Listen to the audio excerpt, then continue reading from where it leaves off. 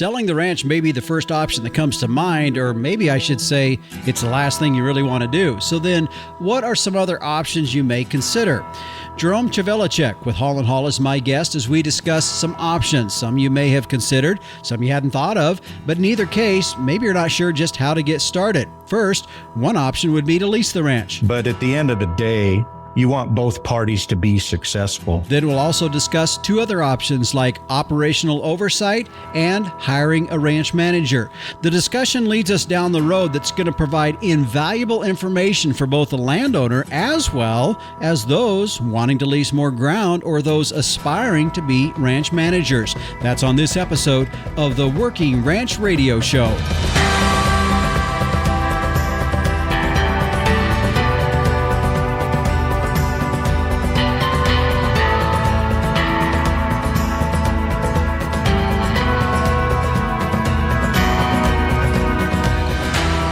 And we welcome you to the Working Ranch Radio Show. I'm Justin Mills. Thanks for joining us here on the program today. This is episode 181, just in case you're counting, which I'm guessing most aren't, but I thought I'd throw that out there.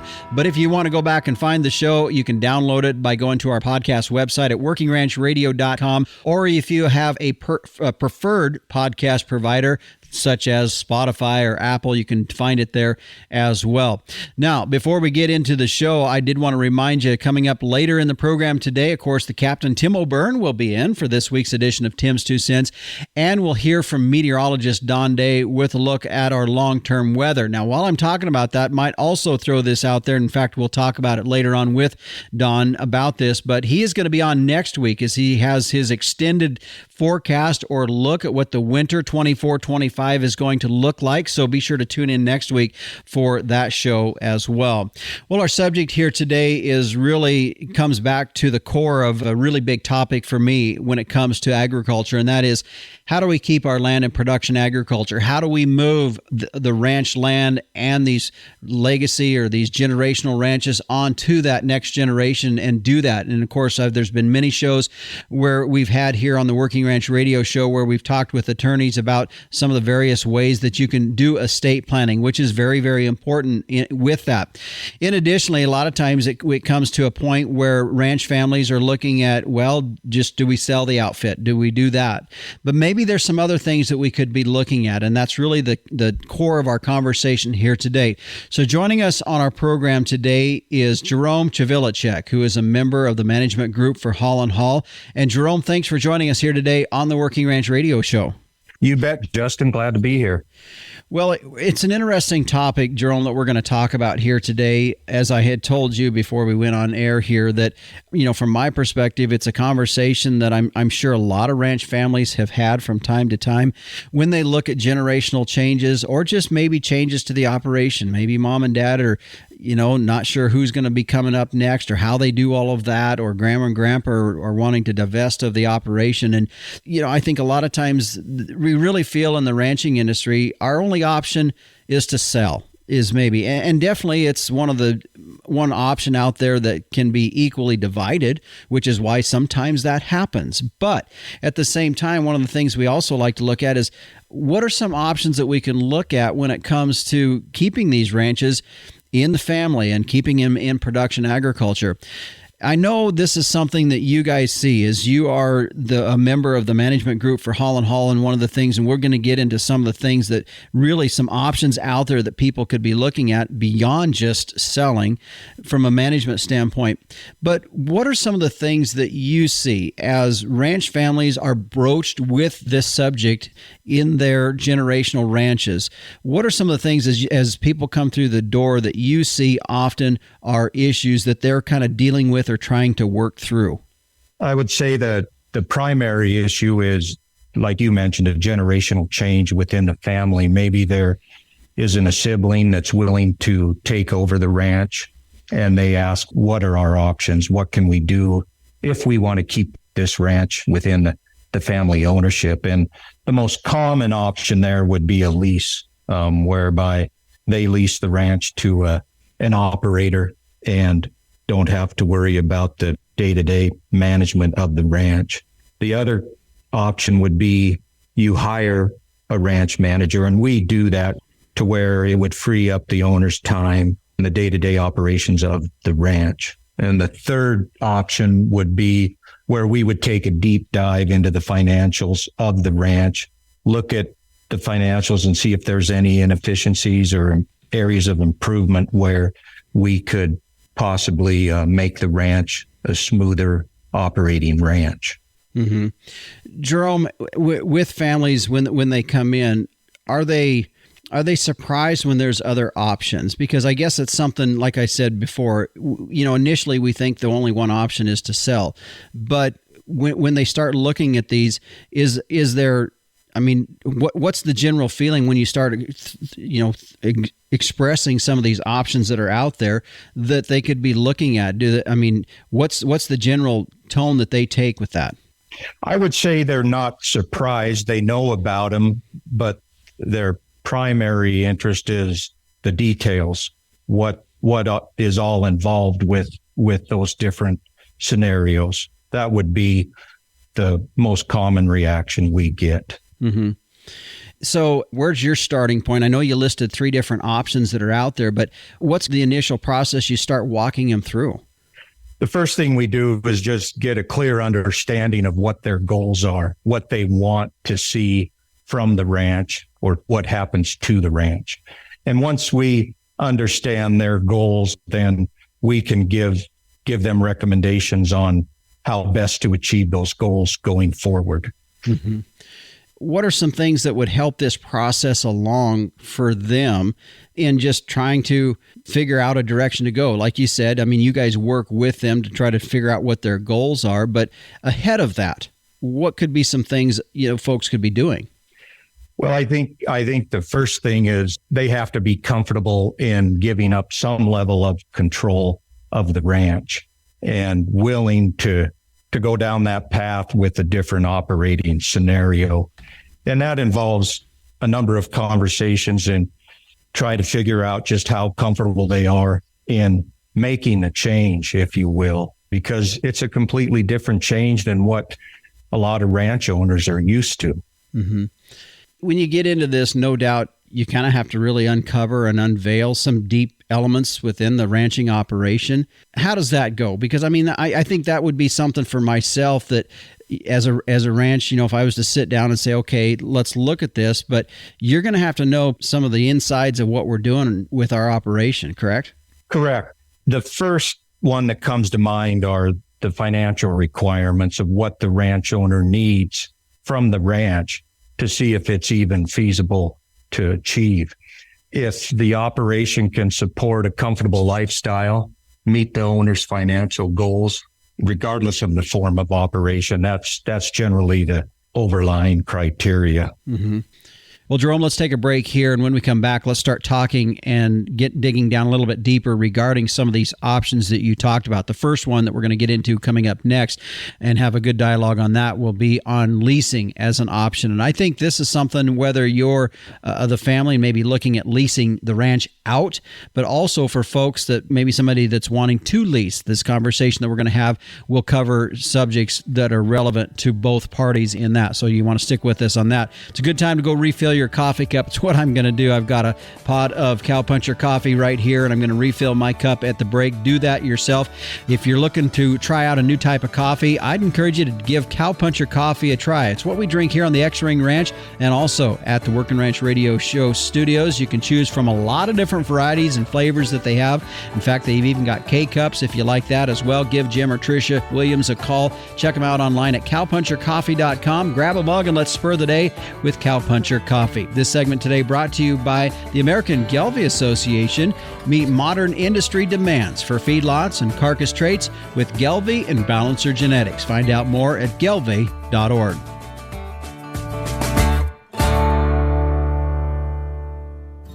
Capitalize on crossbreeding with Gelbvieh and Balancer bulls.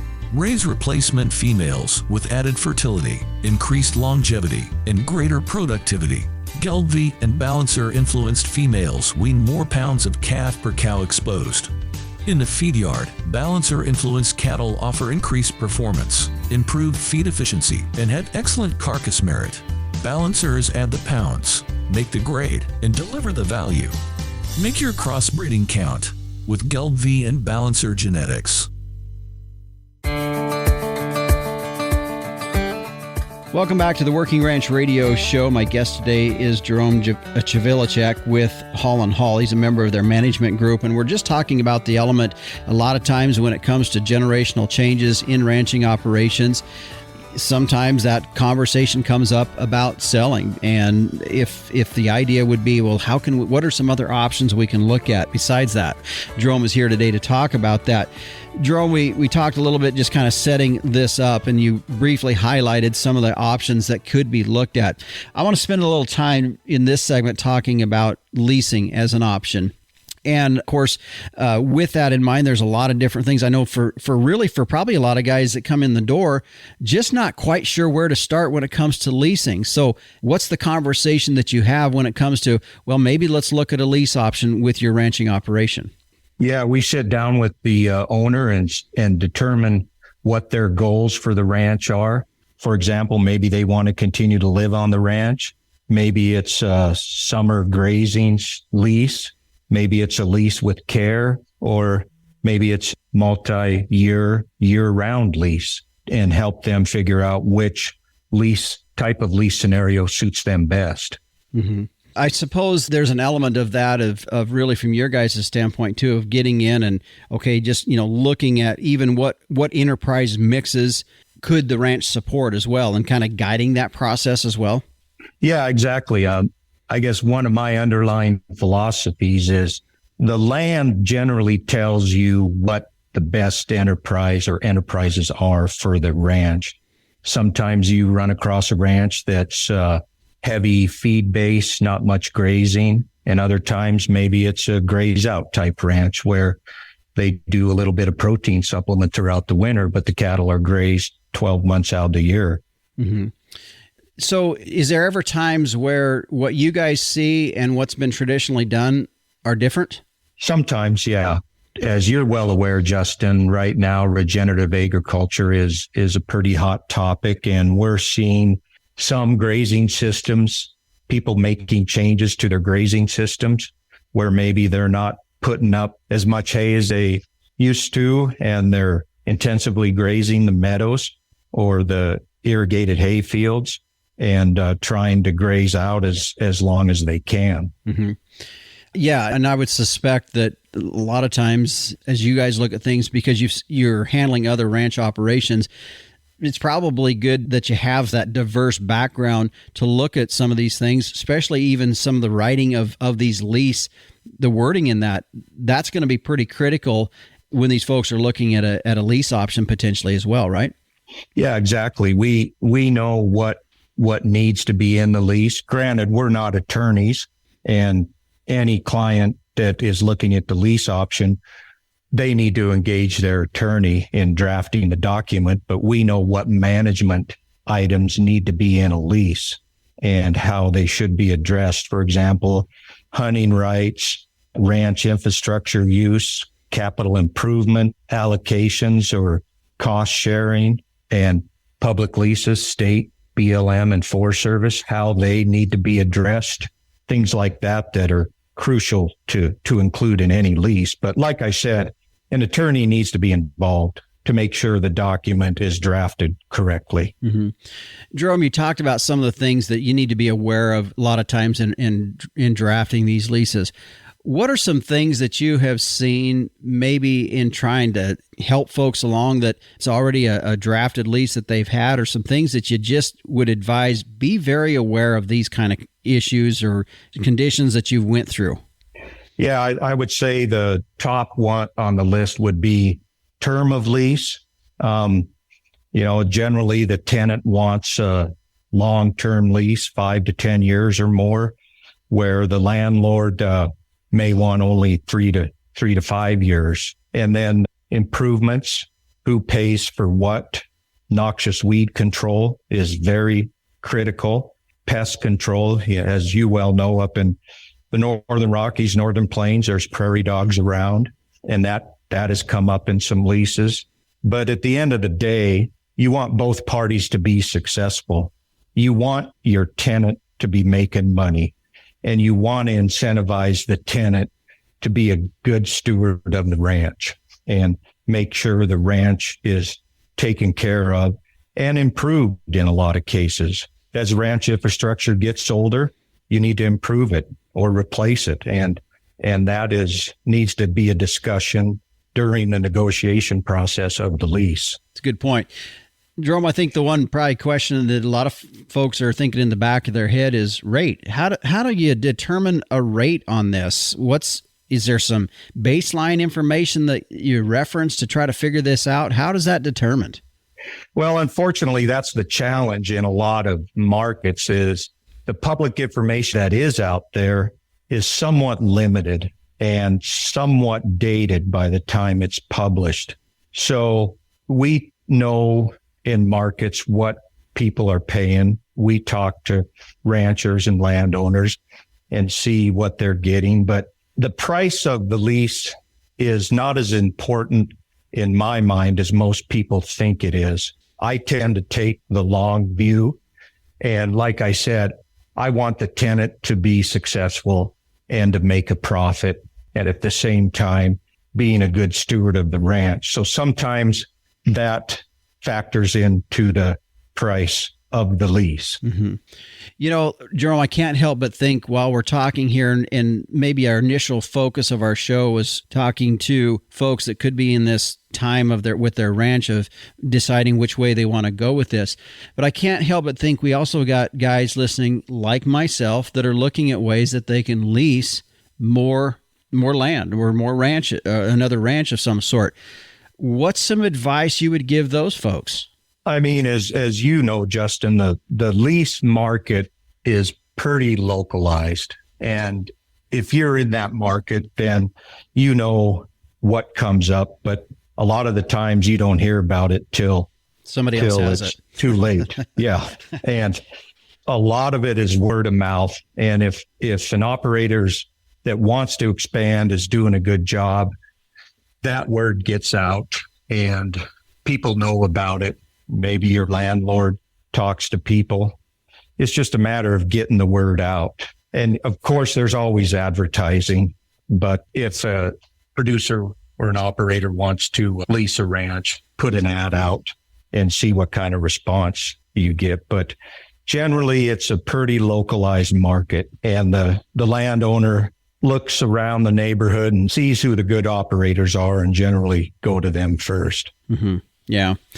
Again, another question from the folks looking at leasing from the perspective of, and you had addressed this a bit ago, that things that we're looking at that we see with ranches today being a little bit more regenerative and really having that focus. There's going to have to be some infrastructure that would in maybe some of the traditional ranch operations to move towards some of this kind of management. That's got to be, and you'd mentioned it, how do we handle capital improvements on the ranch? But that's got to be probably a pretty big aspect that you're dealing with in some of these lease negotiations. Yeah, it is. And lately, what I've been encouraging my clients to do is within the lease document, allocate a certain percentage of the rental rate to capital improvements. I think it helps with the relationship because the tenant knows that the landlord's going to be putting so many dollars back into the ranch every year. And it helps in maintaining the ranch and or improving the ranch. But the aspect you're talking about is, I liken it to what if you've have some flood irrigated ground on the ranch that the tenant wants to put a pivot on. Mm-hmm. Well, then you need to have a conversation and say, well, I understand why you want to do it. It saves you labor. It increases productivity.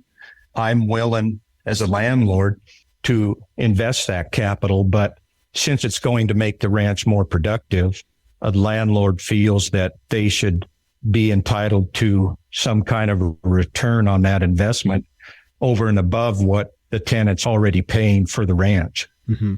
That's a good example too, Jerome. I think that's probably one, which is why you brought it up, that probably happens quite often, is that specific element there of adding irrigation of some sort, probably water lines, pipelines as well. Yeah. Those kinds of things is probably what you're seeing as well, huh?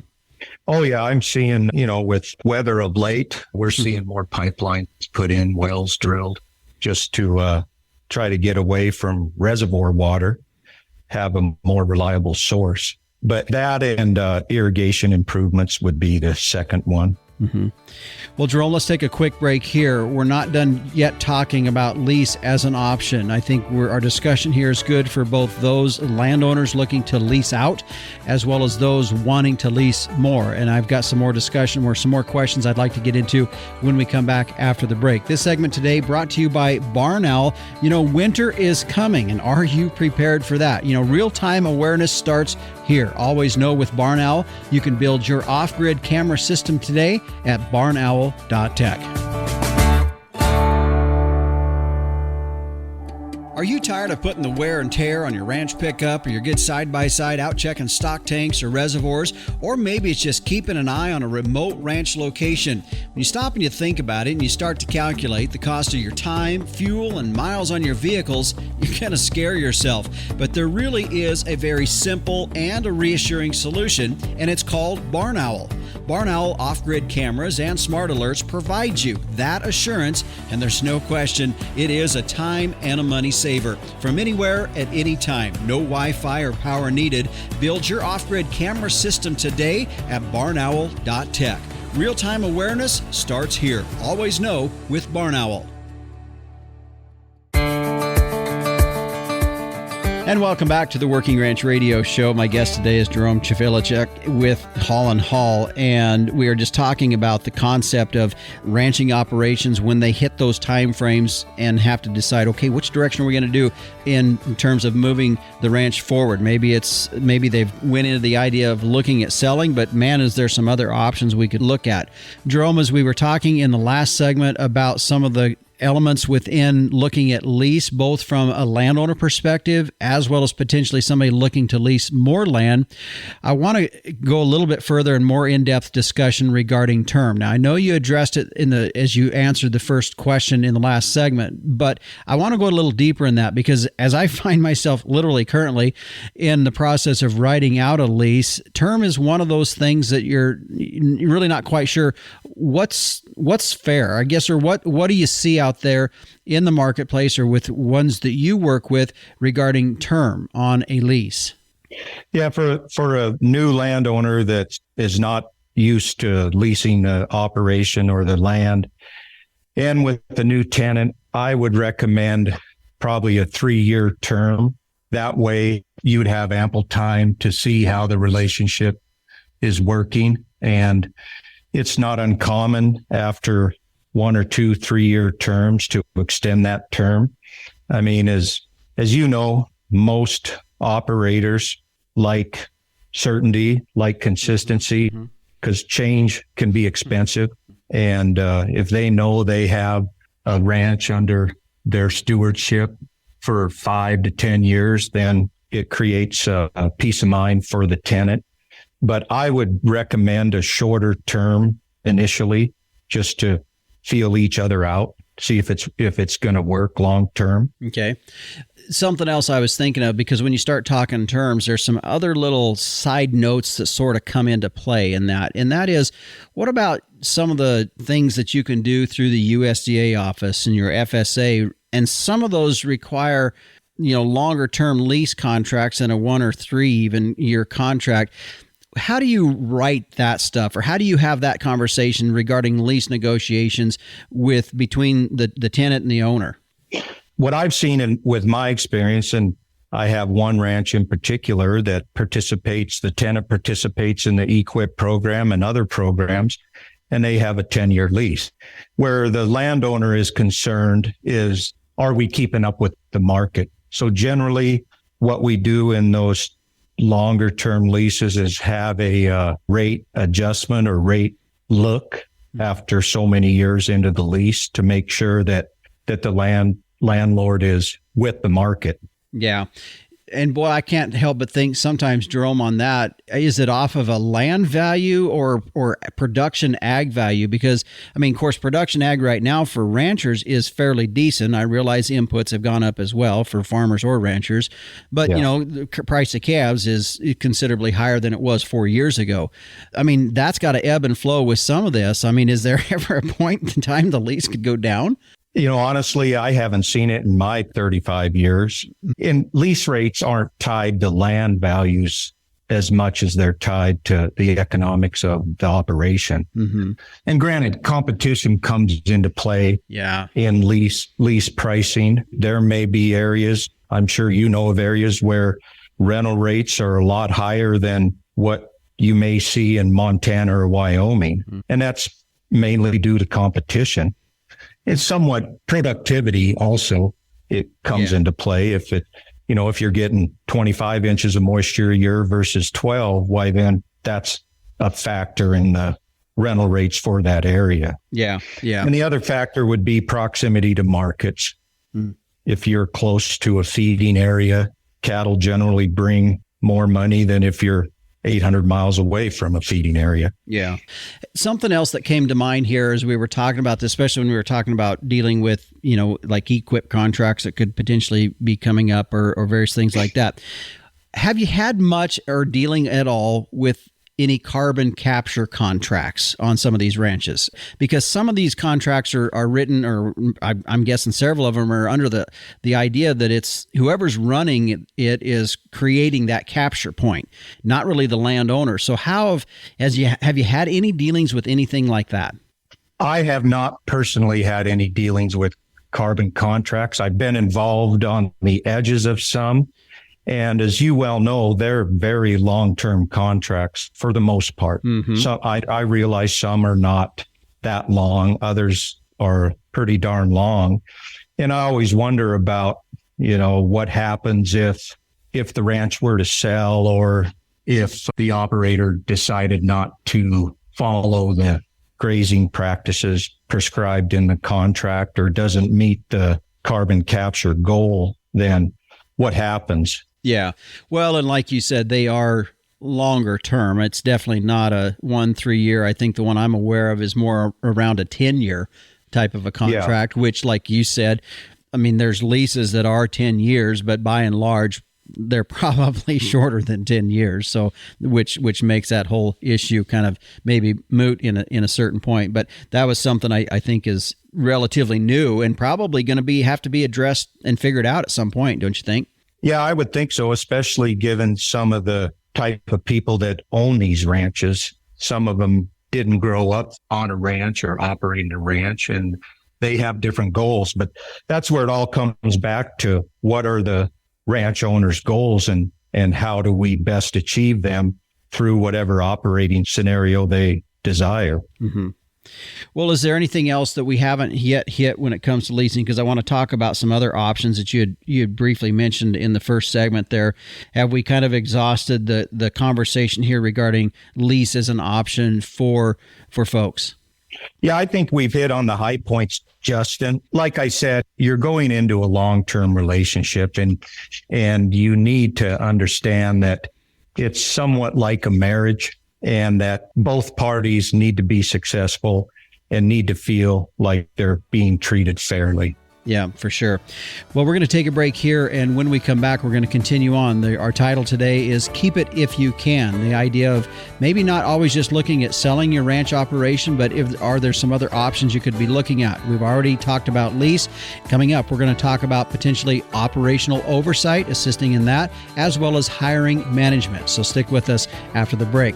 This segment today brought to you by Zoetis. Back your instincts and feel more confident in your replacement selection this fall with an Inherent Select from Zoetis. Visit beefgenetics.com/working ranch to get started. It's decision time. Which heifers are you keeping? Which are you selling? Make sort gate decisions easier with genomic EPDs for your commercial females. Back your instincts with Inherit Select from Zoetis. Feel more confident knowing you're selecting heifers with the potential to be the most productive and profitable in your herd. keep the best, sell the rest. Zoetis makes it easy. Order free supplies today so you can easily collect tissue samples when you work cattle this fall. Visit beefgenetics.com/working ranch to get started. Welcome back to the Working Ranch Radio Show. My guest today is Jerome Chavilacek, and we are talking about just some options you could be looking at regarding your ranch operation as a family ranch. And again, I realize this is a conversation, as I say that, probably for folks that are maybe a little bit older. For folks that are a little bit younger, I think we've had some good discussion regarding if you're looking at leasing land, some things to be aware of. At the front of the program, you highlighted 3 options that folks could look at instead of selling their ranch operation. Of course, we've already talked about leasing. The second one was operational oversight. Expand on what that is a little bit more. Yeah, one of the management services are basically bookkeeping services where we pay the bills, do the payroll for the ranch. And we find in a lot of cases that's pretty valuable, because we see many different operations and we know what things should cost. And getting familiar with the ranch, then we talk about maybe some operational changes they may want to consider. You know, the first one that comes to mind, which you've seen in your career, is calving dates. Yeah. Do we need to be calving in January? What if we calve in April? But like I said earlier, the land will tell you what operation works best on the ranch. Mm-hmm. If you're in a foothills operation area, calving later, holding your calves over is definitely an option. But we will make those suggestions or recommendations and put the pencil to them to see if they'll work. And then the landowner has some very solid information on what direction he or she may need to go going forward. I'm guessing, Jerome, and we talked about this and broached a little bit in the first segment, these could be some sticky conversations. Yeah, they can be. You know, ranch ownership, there's a lot of emotions, a lot of history, and it's definitely in the forefront of any conversation when you're visiting with a ranch owner. Mm-hmm. But you have to have that honest conversation. And if the landowner is open-minded enough to listen, maybe what we recommend they don't want to do, but at least they were presented the option and can correctly judge whatever operating scenario they may choose. And they know the pros and cons of any operating scenario. Jerome, do you ever get folks coming in that maybe the operation is not sustainable as it's working now, or profitable, I should say, and they're looking at trying to help them find the leaks or the dead wood in the operation? Is that ever happen, or is that something that would be advised to do? Yeah. I mean, that's part of the conversation. They need to know if it isn't sustainable, or if there isn't any low-hanging fruit they can get, then we need to have that honest conversation about what to do going forward. Mm-hmm. I think something that's also changed in the last several years really is looking beyond just agriculture, production agriculture, and looking at some other enterprises beyond that could be brought to life on a ranch operations. What have you seen with that? I mean, and of course, I'm talking things like hunting, or maybe a guest ranch or dude ranch, or those kinds of things. How has that transpired and evolved in the last 20 years? Yeah, the most common one I've seen probably would be the hunting enterprise on the ranch, to see if that can be monetized. And in most cases it can, but again, it depends on the owner's goals and if they're willing to go down that path, make that change, and what it would look like going forward. You know, it's a negotiation process, of course, but it can be a very easy, low-hanging fruit. The other one's the guest operation. Yeah, we've been involved in some ranches, but that's their primary enterprise on the ranch, guest operations. Yeah. All right, let's get to another option. We just finished up, as we were talking about operational oversight and kind of being that element that could be looked at or need to be considered. Let's talk about hiring management, because that's a whole nother element. Now, this is going to kind of touch on a couple different types of ranch owners. Maybe it could be somebody that has purchased a ranch as an investment property of some sort, or it could be somebody that's a generational ranch that's wanting to step back a little bit. So this could fit a couple different scenarios. So let's talk about the hiring management aspect to be looking at. Yeah, we'll sit down with an owner and talk about the job, what the owner requires of the ranch manager, and then go out there and source several candidates and interview them with the ranch owner and pick a individual to be the ranch manager. And most of our experience has been with absentee landowners, although we have hired individuals on ranches that would be what I would consider maybe a cattle foreman, farm boss type of position. Mm-hmm.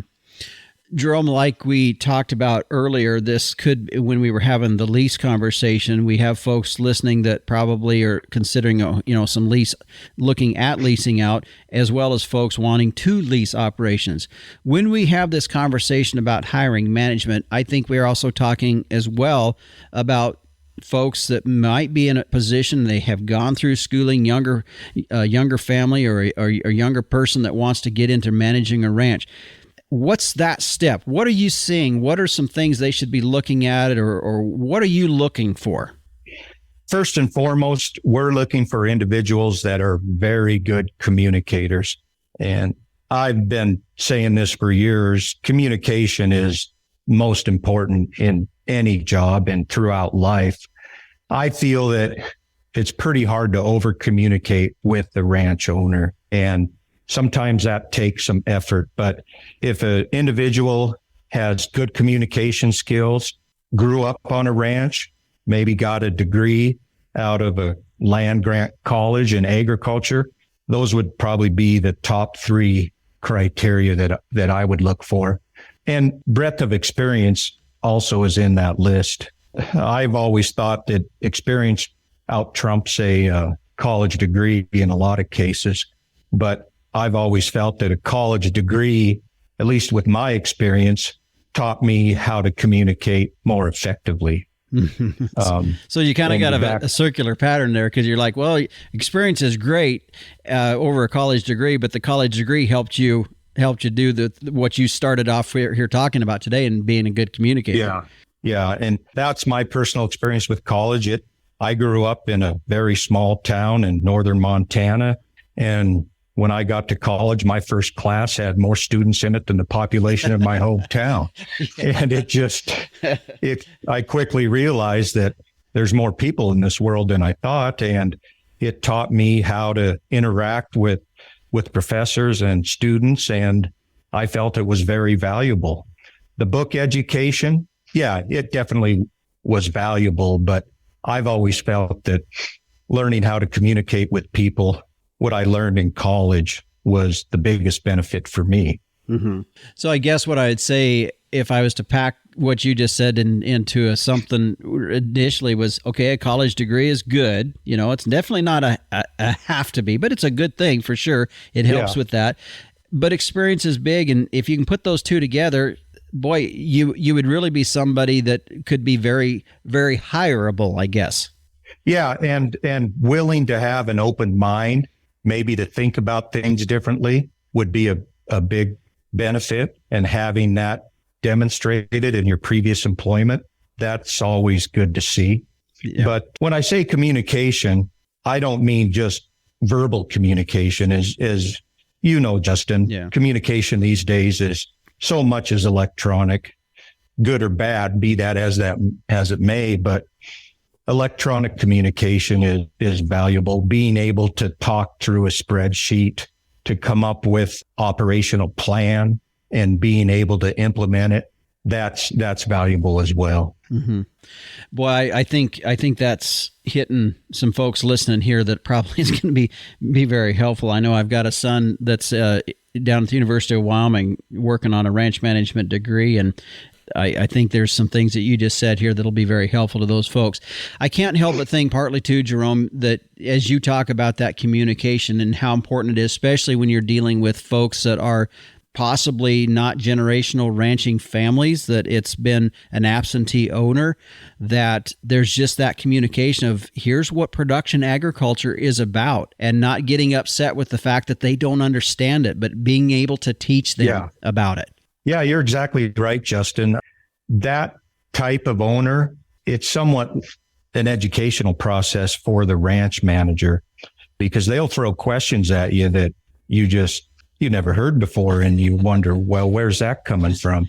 Yeah. And the more you can communicate with your owner, the better off you'll be long term. Mm-hmm. And being able to effectively communicate an idea is very important. And like I said earlier, with electronic communication, my experience has been, if you can't make your point within one screen of a mobile phone, you've lost your boss in a lot of respects. And you need to be able to effectively communicate what change or what idea you want to implement.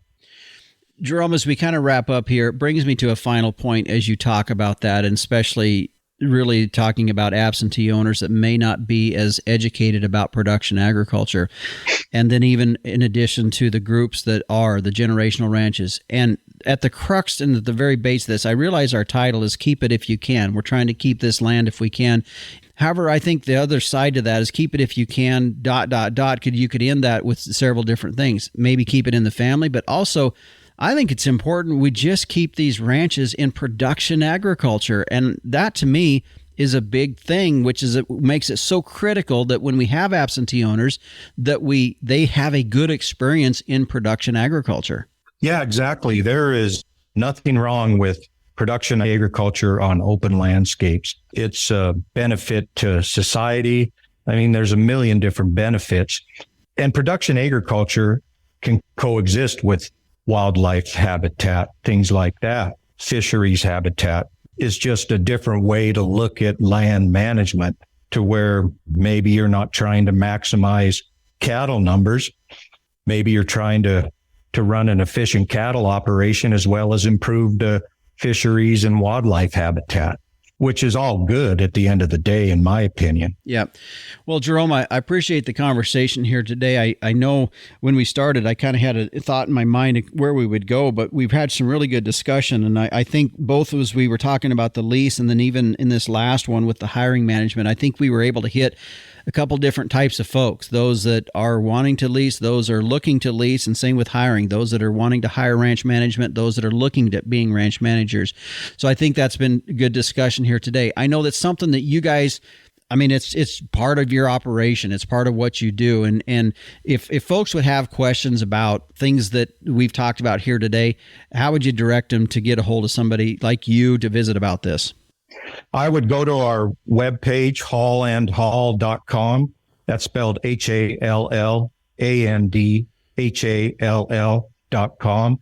And all of our contact information is on there. And feel free to send us an email or give us a call. We'd love to hear from you. You bet. Well, Jerome, thanks for taking the time to do this. It's been good for me. There's some things that you mentioned, as I had said off air. I'm in the process right now of working on a draft of a lease agreement, and some things that you talked about that are very helpful for as I'm doing this myself. So thanks for joining us here today on the Working Ranch Radio Show.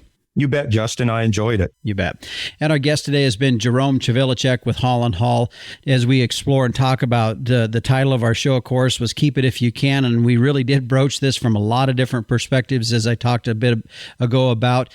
And if you have questions, like he said, feel free to give them a call, or any of the folks with their ranch management team that they have. They've got folks all over the country. And I know if you're in the southern part of the country, it might be a little different down there. They got folks down there, or if you're in the northern part of the country, but they do work with a lot of different farms and ranchers all across the country and can help you along with that. And of course, with their other resources that they do have available, they are a brokerage firm as well, and they also can provide financing for buyers as well as auctions and appraisals. So give them a holler if you have any questions regarding any of these topics or any of these subjects that we talked about here today. We're going to take a break. When we come back, the Captain Tim O'Byrne will be in for this week's edition of Tim's 2 Cents, and we'll also hear from meteorologist Don Day with a look at that long-term forecast.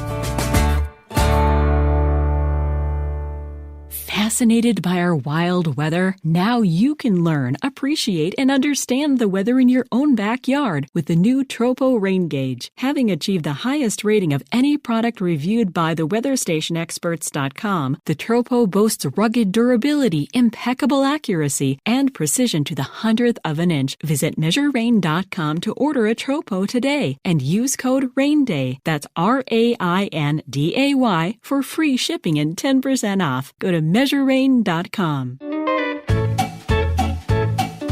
Hey, Justin. Hey, everybody out there in Working Ranch Radio Land. Hope the fires are under control up in your country, Justin. Now, this just in, Texas Coastal Cattlewomen Annual Fundraiser Luncheon and Style Show will be held September 24th at the Lakeside Country Club in Houston, Texas. And they will honor cattlewomen, Texas ranchers, as the group raises money for scholarships and beef awareness through donations. This year, the inaugural True Texas Cattlewoman Award will be bestowed on Missy Bonds of Bonds Ranch, headquartered in Saginaw, Texas. The luncheon will spotlight Bonds, and she's the assistant general manager of her family's cow-calf stalker and feeding operation. And this is what she's got to say. "I am deeply honored to be receiving this award," Bond said. "I've always wanted to be on the ranch. When I was 8 years old, I told my dad I wanted to be a rancher like he was. I grew up doing it, and it is a way of life and a business that I can't imagine not living. When people ask me why I chose to be in ranching, it is because I didn't see my life going any other way. I graduated college with my master's in 2004 and came back to the ranch. That is when I started working on the non-hormone treated cattle program and really took a big role in managing that program." So I just want to say, folks, that I'm really a big proponent of these amazing awards that are bestowed upon folks that deserve them.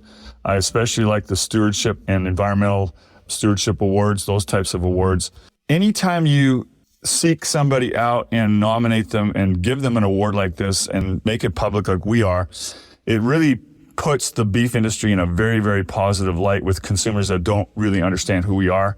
It's also extremely inspiring to others in our industry, and we need as much inspiration as we can to get the next generation excited about how we've built this industry, how we're sustaining it, and what an exciting future we have for the decades to come. Back to you in the booth, Justin.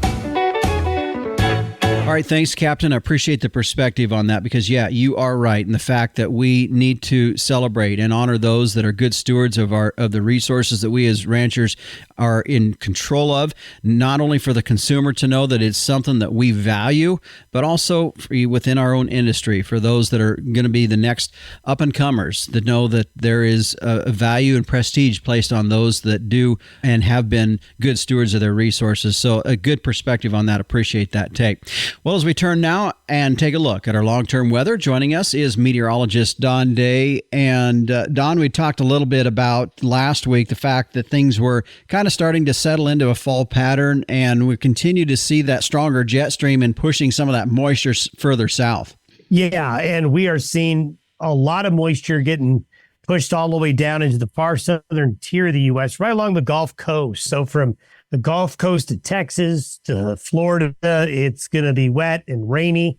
But a lot of the lower 48 states and, well, a lot of Canada, the precipitation, it's not zero. It's just not going to really amount to a lot. And some of that high pressure is going to bring cooler than average temperatures this weekend into early next week for a lot of the nation, from the plains through the Corn Belt and the Great Lakes all the way to New England. They're going to see temperatures 10, 12, 15 degrees below average in spots. So they're going to have a little salvo of fall here this weekend. Well, and of course, that will be nice after some of the hot weather we've had. As we look about 7 to 10 days out, anything major that's catching your attention? I know you talked about a tropical storm starting to formulate possibly out of Baja, Mexico, but anything as far as continental U.S. that we're seeing that's kind of catching your attention? Not really. It's going to be a pretty benign weather pattern unless we do see some tropical activity. And if it does form, it's going to be down there in the Gulf. You had mentioned that Baja, Mexico tropical system maybe forming in about a week or so. That would be something to keep an eye on for maybe the desert Southwest later this month, if that has an opportunity to move north. But other than these temperature differences across the rest of North America, cool in the east, warm in the west, it's pretty quiet. Now, for the middle of September, that's actually pretty much par for the course. Mm-hmm. If we see any significant shifts, it's going to be probably another couple of weeks, I think. And certainly we're getting hints that the end of September, we'll start to see that northern jet stream get a bit stronger, push in some stronger weather systems. But right now, a lot of the nation doesn't have to enjoy anything too bad. It's one of those rare instances where you can kind of sit back and say, well, there's nothing going on. There's not a lot going on, at least with the weather that we have to worry about. Yeah. So as we start to see that more of the northern weather start to influence a little bit, that northern jet stream, will we see much moisture? I know in the western part of the country, it's been a little bit spotty, but we've had some areas that are pretty dry. Yeah, and I think overall that general dryness is going to continue. In fact, it's quite remarkable with the way the pattern is right now. That cooler, drier air that comes out of Canada, pushing that moisture to the southern states, the Gulf of Mexico region, that has left relative humidities across a lot of the lower 48 just down. And so even when we get systems that are coming off the West Coast, they don't have a lot of water to work with. So I would say that there's no real indication that areas that really need the rain are going to be getting it, I'm afraid to say. Okay. Well, I know you're getting ready to head on a big trip here in the following couple of weeks, but before you go, we're going to catch up with you for next week as you give us an outlook, kind of your winter weather outlook, just something to give us a little bit of an idea of what we're going to be talking about. Yeah, it's certainly you want to tune in. It's our best guess at what the winter of 24, 25 is going to end up looking like. And just as a little bit of a teaser, the set of scenarios that we have going into this winter are completely different than last winter. So for those of you that would like something different this year, you're going to get it. Okay. All right. Well, thanks for joining us. Look forward to next week's show, and we'll talk to you next week again. See you then. All right. And you can catch meteorologist Don Day each and every morning through his video podcast. You can find the link to there by going to his website at dayweather.com. Also, if you're looking for weather stations, rain gauges, things like that, you can find them linked there on his website as well. Are you tired of putting the wear and tear on your ranch pickup or your good side-by-side out checking stock tanks or reservoirs? Or maybe it's just keeping an eye on a remote ranch location. When you stop and you think about it and you start to calculate the cost of your time, fuel, and miles on your vehicles, you're going to scare yourself. But there really is a very simple and a reassuring solution, and it's called Barn Owl. Barn Owl off-grid cameras and smart alerts provide you that assurance, and there's no question it is a time and a money saver. From anywhere at any time, no Wi-Fi or power needed. Build your off-grid camera system today at barnowl.tech. Real-time awareness starts here. Always know with Barn Owl. Capitalize on crossbreeding with Gelb and Balancer bulls. Raise replacement females with added fertility, increased longevity, and greater productivity. Gelb and Balancer influenced females wean more pounds of calf per cow exposed. In the feed yard, Balancer influenced cattle offer increased performance, improved feed efficiency, and have excellent carcass merit. Balancers add the pounds, make the grade, and deliver the value. Make your crossbreeding count with Gelb and Balancer genetics. The September issue of Working Ranch magazine is headed out. In fact, I saw a copy of the cover, what it was going to look like. Not only the graphics and the pictures, always spectacular, but the articles, second to none. Check it out, the latest issue. And if you don't have a subscription, you can go to workingranchmag.com and start your subscription today. Thank you to our sponsors of the Working Ranch Radio Show, Inherent Select from Zoetis, the American Gelb Association, Barn Owl, Cowpuncher Coffee, and Tank Toad. If you'd like to get a hold of me, you can do it by sending me an email at justin.workingranch@gmail.com. The Working Ranch Radio Show is a production of Working Ranch Magazine, branded #1 by America's Ranchers. Thanks for joining us. Be sure to tune in next week, same time, same place. I'm Justin Mills, and until next time, keep your chin down and your mind in the middle. So long.